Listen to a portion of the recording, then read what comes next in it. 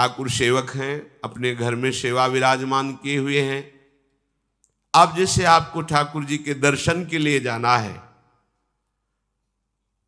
जहां तक ठाकुर जी के दर्शन करने के लिए जाना है, हो सके तो पादुका न पहने, नंगे पैर दर्शन करने जाए।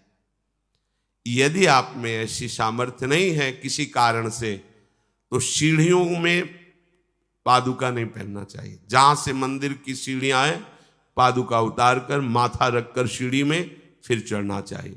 खड़ाओं या पादुका पहन करके श्री विग्रह के दर्शन करने के लिए जाने में फिर अपराध लगता है। अरे अपने मालिक के दर्शन करने जा रहे हैं, स्वामी के दर्शन करने जा रहे हैं, प्रभु के दर्शन करने जा रहे हैं, तो अपनी कुटिया से और मंदिर तक नंगे पैर जाना चाहिए। ये भावना रखनी चाहिए। भरत जी जा रहे हैं प्रभु के दर्शन करने के लिए, अयोध्या से पैदल ही चले थे, तो सुकुमार चरणारविंद तो बड़े बड़े फफोके छाले पड़ गए थे। वशिष्ठ जी ने देखा, सबने मिलकर भरत जी से कहा पालकी पे बैठ जाइए। तो उनका हाँ, मेरे प्रभु यहाँ नंगे पैर चले हैं और मैं पालकी पे बैठ जाऊं? उचित तो यह है कि अपने प्रभु के दर्शन के लिए मैं जा रहा हूं, तो जहां जहां प्रभु के चरण पड़े वहां मेरा शीश पड़े, अर्थात सिर भर जाऊं। उचित मोरा सबते सेवक धर्म कठोरा। यहां मैं सर के बल चल के जाऊं पर असमर्थ हूं।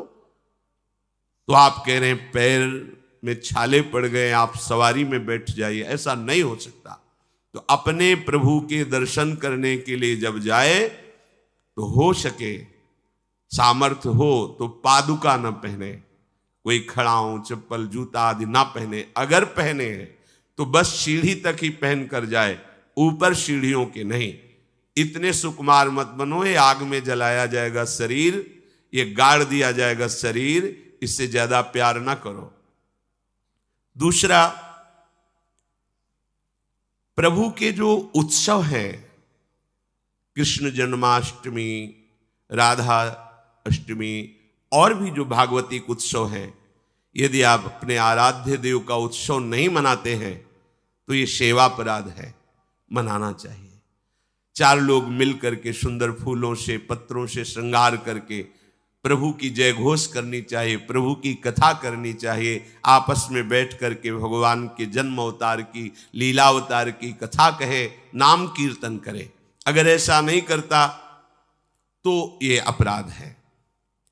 तीसरा, प्रभु या गुरुदेव के सामने जाकर प्रणाम न करना, यह अपराध है। जय बार सामने जाए तय बार प्रणाम करें। अगर आप अस्वस्थ हैं, आपका शरीर काम नहीं कर रहा, तो हाथ जोड़कर सर झुका दीजिए, नहीं तो पंचांग या साष्टांग प्रणाम कीजिए। जय बार गुरुदेव से मिले, जय बार प्रभु के श्री विग्रह के सामने जाए, तय बार प्रणाम करें। अगर अपनी कुटिया में भी प्रभु विराजमान है तो जय बार उनके सामने, इससे दासत्व पुष्ट होता है, प्रभु की कृपा प्राप्त होती है, प्रणाम करें। चौथा, यदि आप अपवित्र हैं, शौच में गए हैं और वहां वैसे ही वस्त्र पहने हुए जिसमें आपने शौचालय में प्रवेश किया, शौच किया, उन्हीं वस्त्रों से अपवित्र दशा में प्रभु के सामने नहीं जाना चाहिए। इसीलिए हमारी बुद्धि मलिन हो जाती है, कोई सिद्धांत समझता ही नहीं है। जो शौचालय है उसमें उतने ही वस्त्र पहन कर जाएं जितने हम धो सकते हैं। अगर आपको बार बार शौच लग रही है तो आप कमर से जरूर स्नान करें, यहां से हाथ धो लीजिए, कुल्ला कीजिए, नाक आंख कान इन छिद्रों को पवित्र कीजिए और वही वस्त्र पहनिए, या उनका हो, नहीं तो जो अन्य वस्त्र हैं, आजकल तो सुविधा है, कोई बाहर तो जाना नहीं होता, वस्त्र उतार दीजिए, उतना पहनिए जितना धो सकते हैं। यदि आप ठाकुर सेवक हैं, भजन करने वाले हैं, ये पवित्रता नहीं रखेंगे तो जहां जो कुछ भी छुएंगे सब अपवित्र हो जाएगा, और अपवित्र बुद्धि भगवान में नहीं लगती, ओ मलिनता छा जाती है।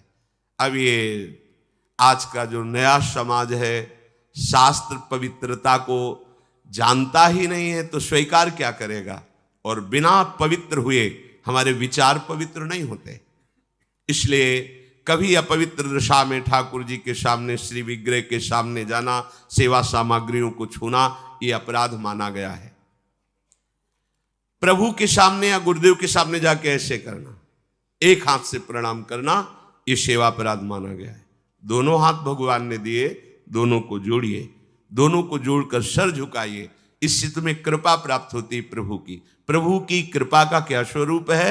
नाम में प्रेम होने लगे, जितेंद्रियता आने लगे, हृदय पवित्र होकर सबके सुख भावना में मगन होने लगे, ये प्रभु की कृपा।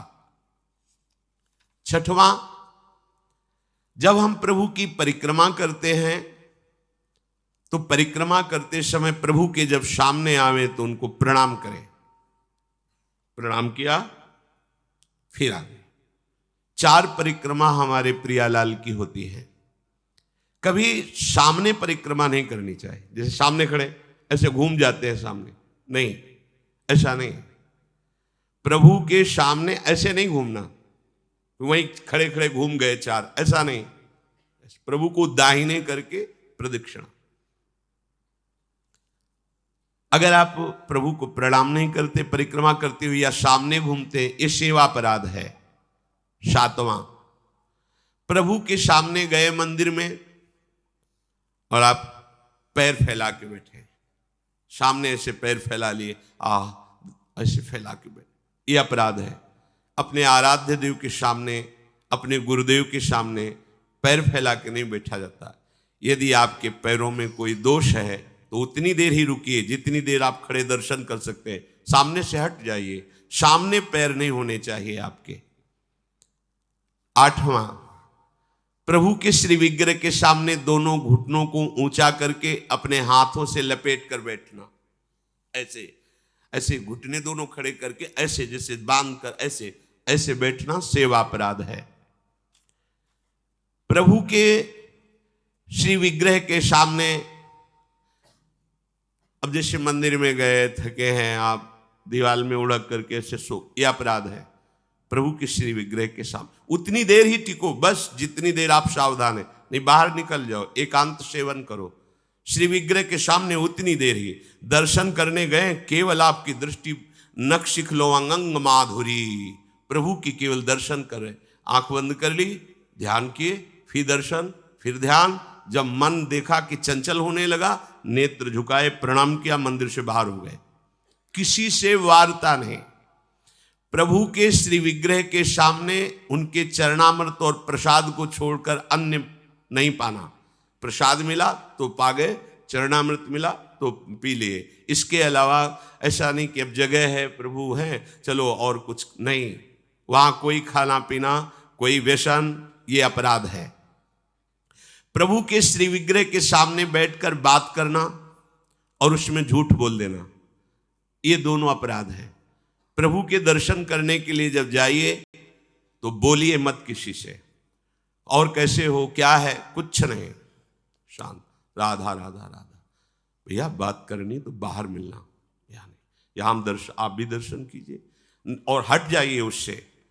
अगर कभी कोई अपना पूज्यजन, बड़ा जन है, हमसे बात कर रहा है, उसको कैसे कहें कि आप हट जाइए? तो जितनी बात हो भागवतिक हो और सत्य हो, क्योंकि वहां सत्य साक्षी देने की नहीं, प्रभु विराजमान है।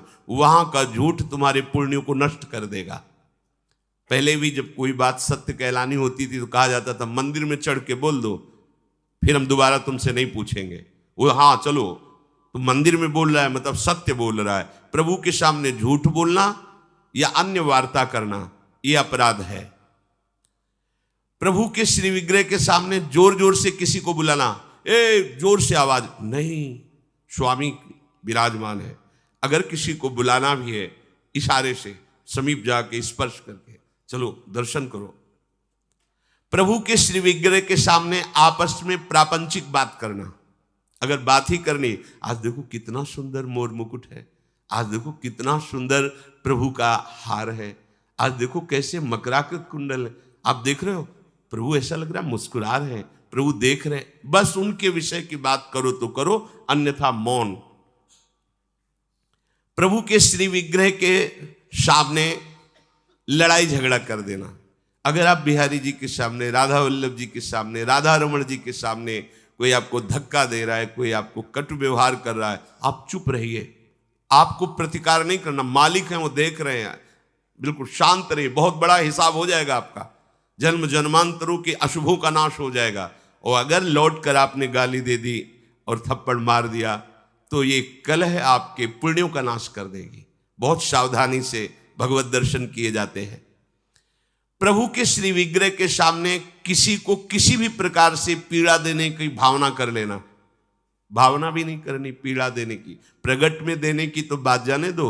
नहीं नहीं, प्रभु मानो आपने को कोई पीड़ा पहुंचा है तो प्रभु आप सर्व सामर्थ्यशाली, इसकी बुद्धि शुद्ध कर दो, इसका मंगल हो जाए। तो उसकी शुद्ध होगी कि नहीं, उसका मंगल होगा कि नहीं, प्रभु जाने। आपका मंगल हो जाएगा, आपकी बुद्धि शुद्ध हो जाएगी। प्रभु के श्री विग्रह के सामने किसी को आशीर्वाद देना।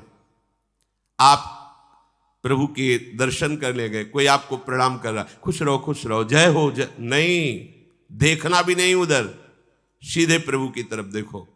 वहां कोई भी कहीं भी किसी को भी प्रणाम करे, प्रणाम प्रभु को हो रही है। आप बिल्कुल ये मानकर कि मेरे को प्रणाम कर रहा है उसको आशीर्वाद, बिल्कुल नहीं, प्रभु की तरफ केवल देखें। अगर किसी को ऐसे तो वो अपराध बनता है। प्रभु के श्री विग्रह के सामने किसी को गाली देना, निष्ठुर वचन बोलना, ये अपराध है। प्रभु के श्री विग्रह के सामने कंबल से शरीर ढक करके वहां बैठना, ऐसा।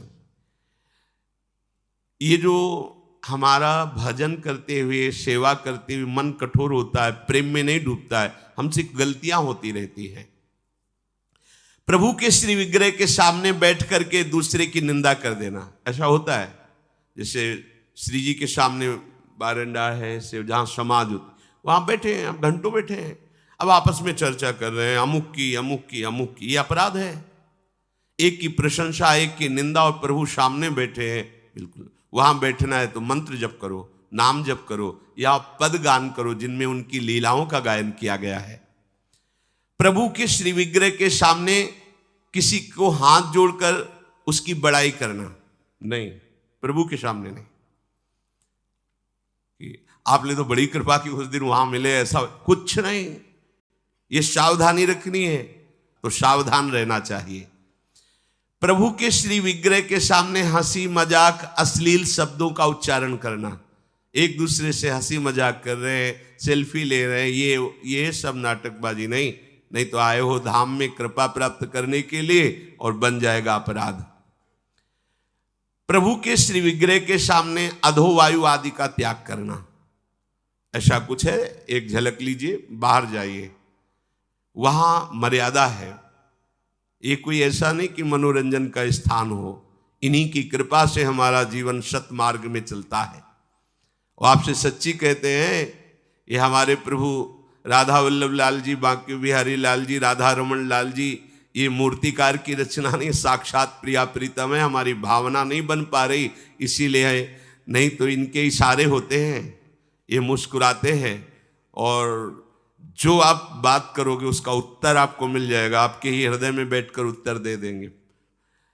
कई बार ऐसी प्रभु की तरफ से इशारे होते हैं कि साक्षात प्रभु विराजमान है, बस आपकी भावना जाकी रही, भावना जैसी प्रभु मूर्ति देखी तिन तैसी। और सेवा में आपके पास सामर्थ्य है पर आप साधारण चीजों से प्रभु की सेवा कर रहे हैं तो यह अपराध है। जैसे एक दिन कहा था कि ठाकुर जी के सामने तो चिरौरी रखवा दी, और आप पूरा परिवार पकौड़ी हलवा से बाल भोग कर रहे, ये अपराध है। ऐसा नहीं। यदि आपके पास नहीं है तो बाजरे की आधी रोटी से ठाकुर जी प्रकट हो गए धन्ना जी के यहां। प्रभु को नहीं चाहिए, वो तो विश्व का भरण पोषण करने वाले स्वयं विश्वात्मा हैं। पर यदि आपके पास है तो उत्तम उत्तम भोग लगाइए, उत्तम उपचारों से प्रभु की सेवा कीजिए। ऐसा नहीं कि आप अपने लिए वस्त्र बहुत महंगे लाते हैं और प्रभु के लिए ऐसे साधारण कपड़े ले आए, अपने लिए अच्छी भोग सामग्री प्रभु के लिए ऐसे दुकानों में है। सुपारी किसके लिए लेना है? आपको खाना है तो अच्छी क्वालिटी की रखिए, और अगर पूजा के लिए लेना है तो जो कोई खाएगा नहीं वो रखी पूजा वाली, सूखे नारियल पूजा के लिए, टून का कपड़ा पूजा के लिए, ये ऐसा नहीं होना चाहिए, ये सेवा अपराध है। अपने बच्चे को कैसे आप रखते हैं? देखिए, आप बाहर भी जाते हैं तो एक बोतल में दूध रखते हैं, थोड़े से कुछ खान पान के साथ, बच्चा है, ऐसे ही अपने ठाकुर जी को समझिए, वो आपके लाडले हैं। जो आप जल पिलाओगे वो जल पिएंगे, जो आप भोग लगाओगे भोग लगाएंगे। सेवा विग्रह में प्रभु आपके अधीन है। अगर सेवा विग्रह में आपने ऐसा बर्ताव किया जो नहीं होना चाहिए तो आपका हृदय कठोर हो जाएगा, आपकी भक्ति बाधित हो जाएगी। वैसे भी आसक्ति होनी चाहिए। जो सेवा विग्रह आपको प्राप्त हुआ उसमें आसक्ति होनी चाहिए।